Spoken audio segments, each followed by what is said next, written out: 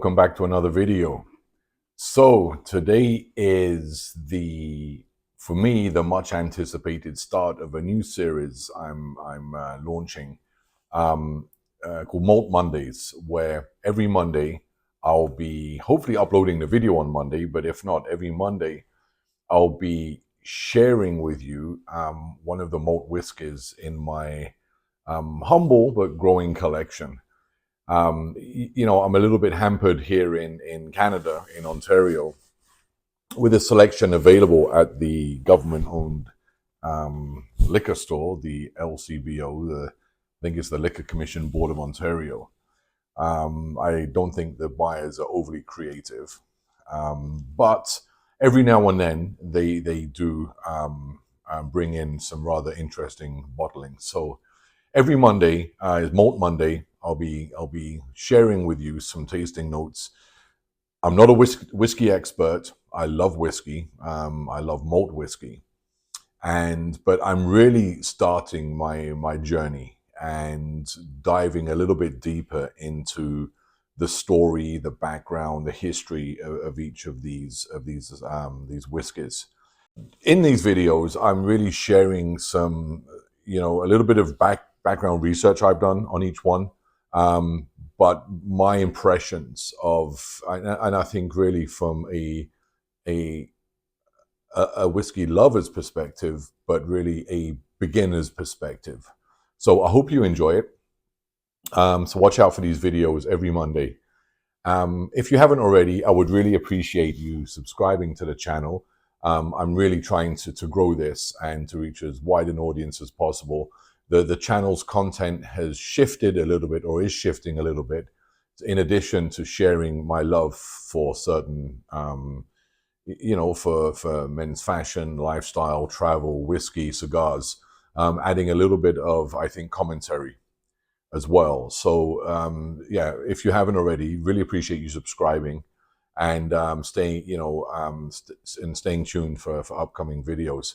So, without any further delay, today I am profiling an Ardbeg whiskey. The Ardbeg Wee Beastie has a 5-year-old age statement on it, so it's not an old whiskey. It hasn't been matured very long. But what's interesting about this is, once, I think some years ago, I tried, so this is an Islay whiskey from the Isle of Islay, in that region of Scotland. The whiskies are really, really denoted by their smokiness. The barley, the malted barley, is dried using slow burning peat, and that infuses a real smoky tarriness into the mix, which then ends up in the bottle. So you get a real smokiness. It's not for everybody. The very first time I tried a peated whiskey, I was shocked. I had and this was some years ago, I had no idea such things existed. And I really didn't enjoy it. Since really getting into whiskey and exploring a little bit more, I find, I'm absolutely falling in love with peated whiskies. So we don't get a huge amount here in Canada. And another video I'll be doing will be on Lafroig. That tends to be really one of the few Islay whiskies we can get. So recently the LCBO announced that they had brought in the Ardbeg Wee Beastie. And I've never tried an Ardbeg before. I've heard so much about them. So I was really excited when this hit the shelves. So I did secure a bottle. I haven't checked what the price in the UK is. I paid in Canada, and it was tax included, 90 Canadian dollars for this. So I picked a bottle up. I've had a couple of drams, and I've taken a few tasting notes already. So I'll just, I'll be covering this right now, and hoping that you enjoy this. Going with the Ardbeg, I'm enjoying a Camacho Ecuador. Not an overly strong cigar. I don't want anything to really overpower the whiskey.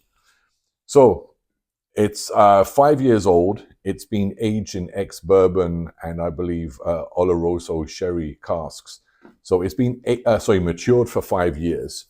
It hasn't then gone through a secondary finishing in other barrels.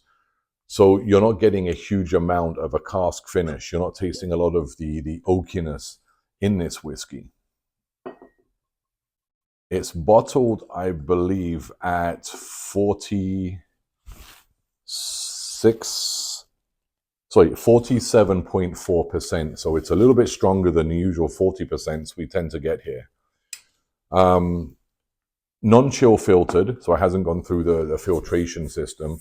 There is a statement on the bottle saying it's non-chill filtered, but there's no statement as to whether or not they've added the caramel coloring. I did find some references to suggest that it's not, they haven't added the caramel coloring to it. So we're pretty much getting the whiskey as it comes out of the casks.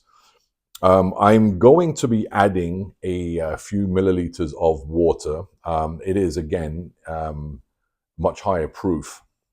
If this was a 40%, I possibly wouldn't do this.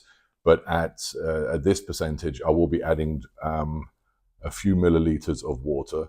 And I'm using, I forget the exact name, the Angel Share Dropper that my parents sent me. Just a beautiful thing. I'm adding, I think, here about just over 5 milliliters.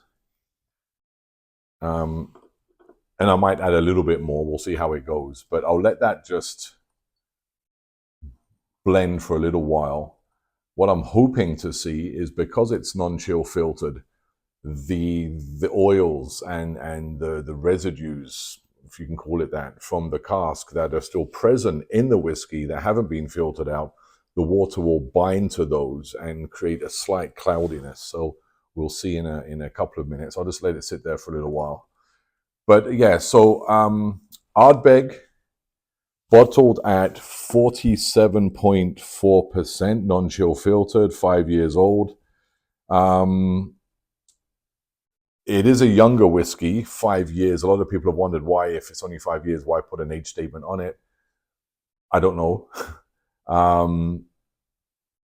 lot of people would think potentially that it'll be a little bit rough, a little bit, because it's so young. I didn't find that at all. Overall, a very smooth whiskey with great peatiness. It's not overly peated, but I'll get into that in a second. So we'll just wait for that to sit for a couple of minutes. Yeah, so far my collection, I'm up to about 30 malt whiskies and a rather decent collection of bourbons as well. I do enjoy a bourbon, but I must admit malt whiskey is my go-to. So the Ardbeg, this is my first time having an Ardbeg. So I was really quite excited when I had the opportunity to secure this bottle. So I'll go through the standard format, on the nose, on the palate, and what the finish is like. So let me I don't want to forget anything, so let me refer to some of the notes I took before. So on the nose,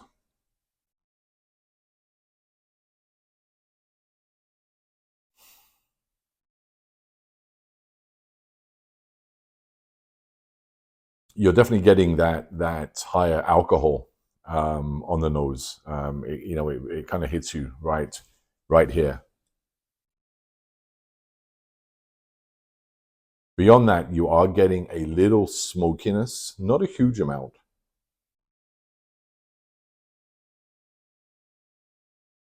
You know what it reminds me of? I was trying to think what it reminds me of. I remember being a kid and in London and walking around, and sometimes you'd come across the road crews laying fresh tar or the tarmac on the roads, and they'd have those big mixers and it was coming out hot and you could smell it in the air, and it's got a faint smell of that, of tar. And coal tar shampoo. I'm not sure if anybody's familiar with coal tar shampoo. It was very popular in England when I was a kid. It really smells like tar. You're getting that. You're getting a little sweetness as well. A little fresh fruit sweetness. So you're not being hit overly hit with the peat or with the smokiness. Just a slight tarry smell, a hint of a bonfire maybe. And actually, the more you smell it, the more on the nose you're getting that smokiness.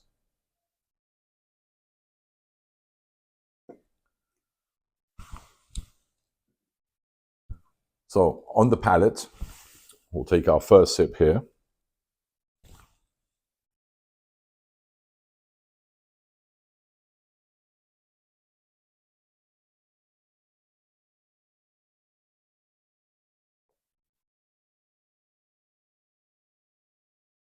Immediately, there is a sweetness. There is a sweetness that leans into a smokiness. So you're not getting the smokiness right away. You're not getting the peated essence of the whiskey right away. You're getting that sweetness first. Then you're getting. Now I'm tasting it right here. I'm getting the peat. It's not overly strong.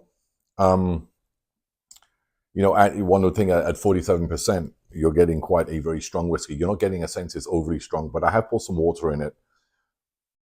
Now I'm really getting that smokiness. Now I'm getting that tar.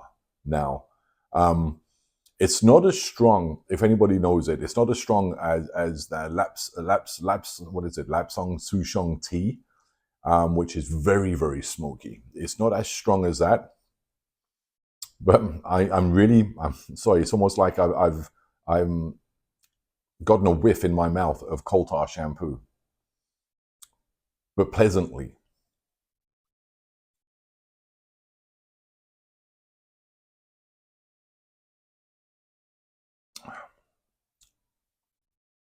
That's good.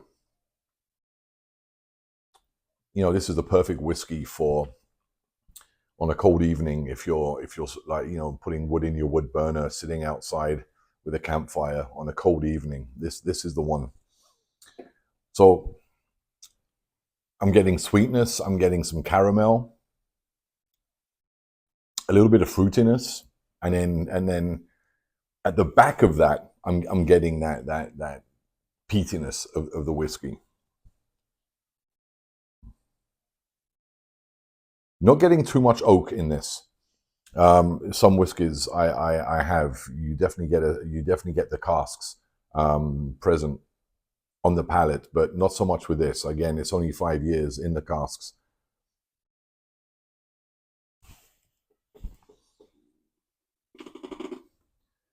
So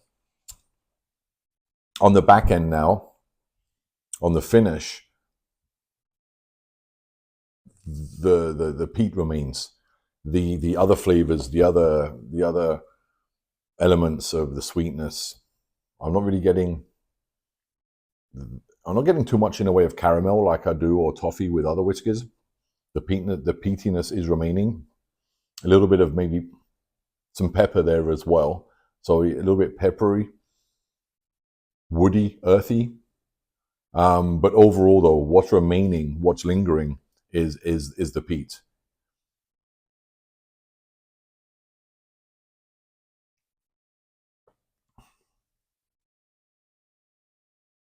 Yeah, it's fantastic. I don't think I want to add any more water to this. I think what I added was enough. I'll just leave it for a second. So yeah, this is this is the first Ardbeg I've had, and reading into the distillery, which goes back all the way to 1815. So it has a lengthy history. I think today it's owned by the Louis Vuitton Moet Hennessy brand. But obviously has a lengthy history, and I think, from what I understand, it's really representing well the tradition of Islay. So let me just do a final. So I keep looking at the light to see if I'm getting the cloudiness, or as some refer to it, Scotch mist. Although my mother tended to use an expression a lot, what am I, Scotch mist, if I was ignoring her. I don't know exactly what that means in that context, but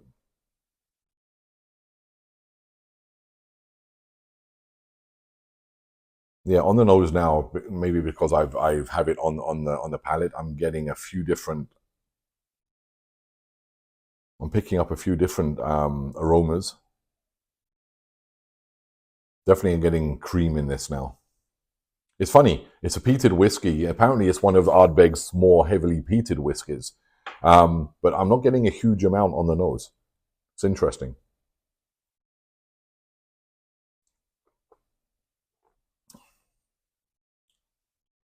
I am getting more cream now on the palate. More sweetness. Yeah, getting some of those toffee elements to this as well. And that's what I love about whiskey is, being a kid, I think my first exposure to whiskey was hanging out with a bunch of friends in our teenage years, and we managed to snag a bottle of Johnny Walker Red Label, and we would just chug it. Just this dreadful experience. So didn't really have time to, and I think at that age, my palate wasn't, anywhere near ready for a good malt whiskey.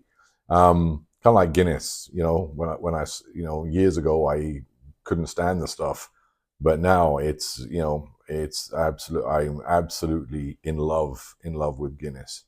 Um, I don't drink as much as I used to, trying to avoid the carbs and the heaviness of beer. But yeah, I think as our palates change and mature over, as we get older, um, obviously our preferences change. And again, this is a perfect example of that, where once upon a time I wouldn't have enjoyed a peated whiskey. Now I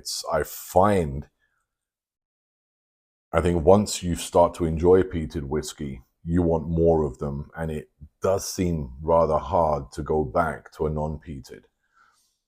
But the Ardbeg Wee Beastie 5-year, 47, I think I said 47.4%. Yeah, 47.4%. Non-chill filtered. I believe it's non-colored. Yeah, this is great. So I don't know where you're watching from, if you can get a bottle of this. If you've never tried a peated whiskey, in my opinion, having tried a couple of them, I don't think this is one that would immediately shock you. Some people have referred to this as a peat monster. I don't know what really a peat monster would be. I find it very accessible, very, very approachable in terms of a peated whiskey. Now, obviously, if you're used to drinking non-peated whiskey, it will be a bit of a departure.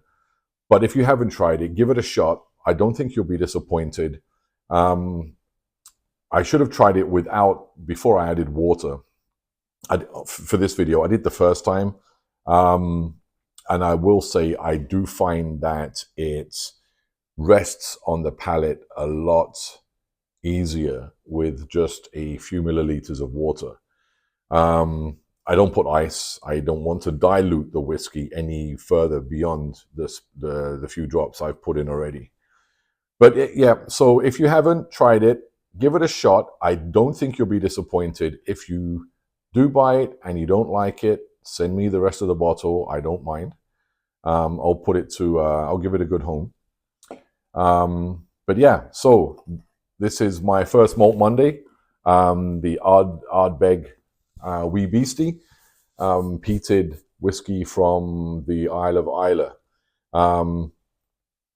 This will definitely be part now of my stable collection. I think I will always keep a bottle of this handy. I have a good friend coming to town in a little while, and the one, in fact, who actually really got me into drinking whiskey. So I have a feeling that this will be going down very fast. All right, guys. Thanks for watching. I hope you enjoyed this. I'm going to try to get a little bit more refined in my whiskey reviews. But if you have any comments, if you've tried this, I'd love to hear what you thought. And if you have any recommendations of any other peated whiskies, I would really be interested in finding a whiskey that's a little bit more heavily peated. It's almost like cigars for me. When I started with cigars, I was really into the more mild blends. Some puros made with one tobacco. I was really into the more mild ones. Now I'm really enjoying the darker, the more complex flavors. So, and I think it's a similar progression with whiskey as well. So if anybody has any insight into a whiskey that is a little bit more heavily peated than an Ardbeg wee Beastie, let me know. I would love to try and find a bottle. And if I do, then obviously it will hopefully appear on another Malt Monday. But for now, thanks for watching. Again, if you haven't already, would truly appreciate you subscribing. Let me know what you think of this review. And if there's a whiskey you would like me to review, I'd love to hear that as well. I've got quite a growing collection, fairly limited. I can travel a little bit across the US border into Montreal to secure different bottlings. So I'm going to try to expand it as much as possible. What I want to do actually is kind of go region by region. There's different Scotch producing regions of Scotland. Start there and try to start with one from each region and then dive in just a little bit deeper. But I'll see how this evolves and how this series goes. But again, thanks for watching. Until the next video, sláinte, and look after yourselves.